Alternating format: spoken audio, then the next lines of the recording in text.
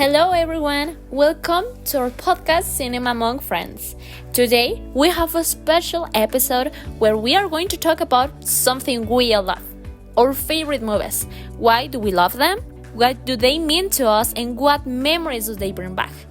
Get comfortable because it's going to be a great conversation. So, hello everyone, my name is Annette and today in this podcast I'm going to talk about my favorite movie.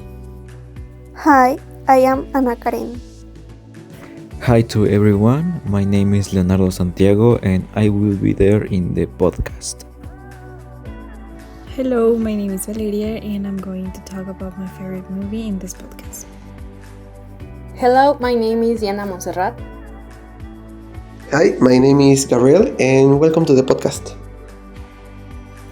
Today each of us will share our favorite movie, give a small summary without spoilers, explain why we love it so much, and mention a moment or line that stay with us.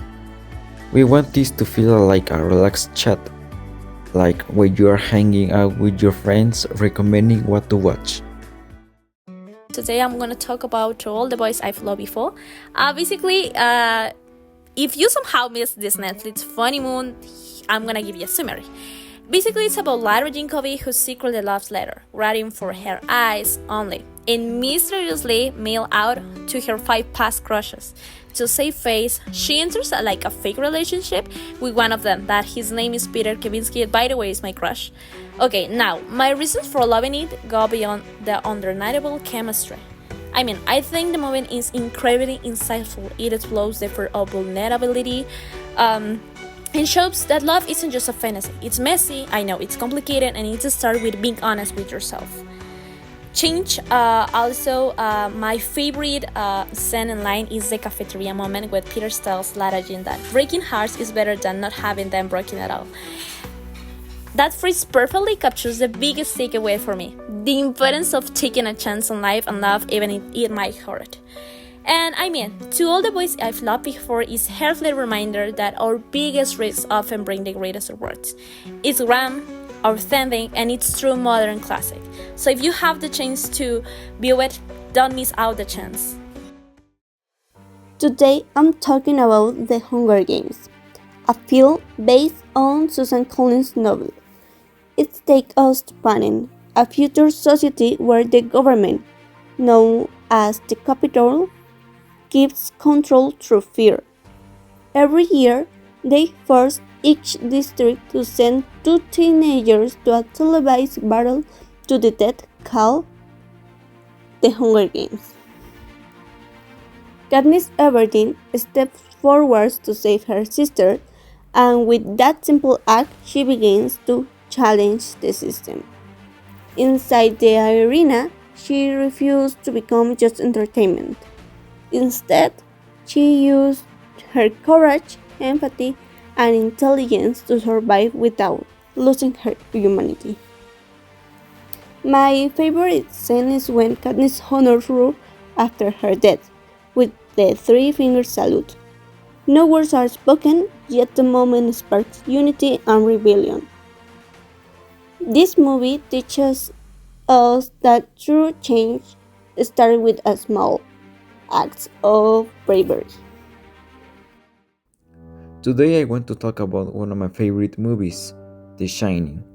It's a classic 80s horror film that immediately captures your attention with its mysterious and psychological atmosphere. My goal is to explain why this movie stands out to me and why it continues to be so influential. The story follows Jack Torrance, who takes his wife and son to the isolated Overlook Hotel to work as the winter caretaker. As the months go by, strange events begin to happen, and the isolation slowly pushes Jack into madness. Meanwhile, his son Danny has a special ability called The Shining, which allows him to see disturbing visions and sense the dangers hiding within the hotel. This combination of supernatural elements and psychological tension makes the plots incredibly engaging. One of my favorite scenes is when Danny rides his tricycle through the long, silent hallways. The sound of the wheels shifting from the carpet to the floor creates a unique tension that perfectly represents the movie's unsettling mood. What I find most interesting is how the film explores the effects of loneliness and confinement to the human mind. It suggests that being isolated for too long can damage a person emotionally and mentally. It's a film that entertains, surprises, and encourages the audience to think more deeply about human behavior. Today, I want to talk about one of my all-time favorite movies, 10 Things I Hate About You. It's in a high school atmosphere. The film follows two different sisters, Bianca, who dreams of dating, and Kat, who couldn't care less about popularity. The twist comes when a rule at home says Bianca can date until Kat does. That's when Patrick Verona enters, and he's mysterious and the only one bold enough to take on Kat's fierce independence. What starts as a setup slowly becomes something genuine, showing us how love can grow in the most unexpected ways. And this movie is my favorite because it blends humor and unforgettable characters. For example, Kat is so strong and real. She reminds us that being yourself is powerful, even when the world expects you to conform. And Patrick's evolution shows that love doesn't require perfection, just honesty. The film captures that unique mix of teenage chaos and authentic emotion, leaving you with scenes that stay in your heart long after it ends. And one of my favorite lines spoken by Kat is, "But mostly, I hate the way I don't hate you. Not even close, not even a little bit, not even at all." It's a moment that perfectly captures the messy, beautiful truth of caring for someone. That's why this movie will always mean something to me. It's funny, it's heartfelt, and it reminds us that love can surprise us, even when we fight it. Okay, I'm going to tell about my favorite movie, She's the Man. It's my comfort movie too.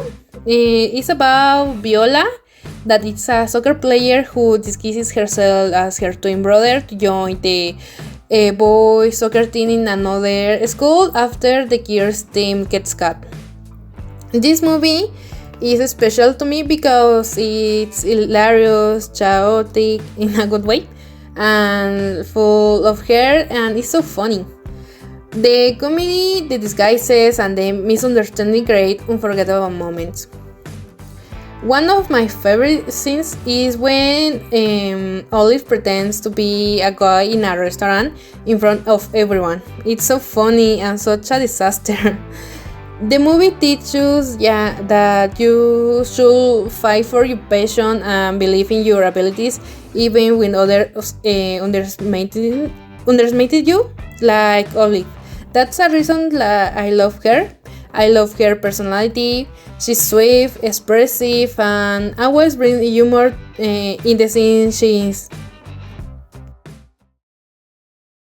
I want to talk to you about a movie that I really like. It's called Güeros. It's a Mexican movie directed by Alonso Los Palacios. It is shot in black and white and has this very unique indie, almost nostalgic vibe. It follows two brothers and a friend wandering around Mexico City during the 1999 student strike. The story begins when Tomás, a rebellious teenager, is sent to live with his older brother, Federico, who's basically stuck in life and doing nothing because the university shut down due to the strike. Together with Federico's roommate, Santos, they decide to go on a small quest, almost a road trip, to find an old, forgotten musician who once burned the fire. This road trip across the city becomes a mix of chaos, humor, and introspection, showing how each of them is trying to find a sense of direction. One of my favorite scenes is when the characters are on the rooftop looking at the city and everything feels strangely peaceful despite all the chaos around them. And one of the characters says, "We're on a strike from ourselves." It captures perfectly that feeling or being stuck not because of the world, but because of your own doubts. The movie leaves me with the idea that sometimes getting lost is necessary. You don't always need to know where you're going. Just moving, exploring, and connecting with people can help you rediscover who you are. Whereas reminds me that youth is messy, confusing, and beautiful. Seeing that movie as an university student changed everything. I love how each movie represents something different about us. And even though they are all different, they all connect in some way. Actually, some of these really made me want to watch them again. I already have my next watch list ready after this. And that brings us to the end of this special episode. Thank you for listening to us, and we hope these recommendations help you during your next movie marathon. We will see you in the next episode. Bye!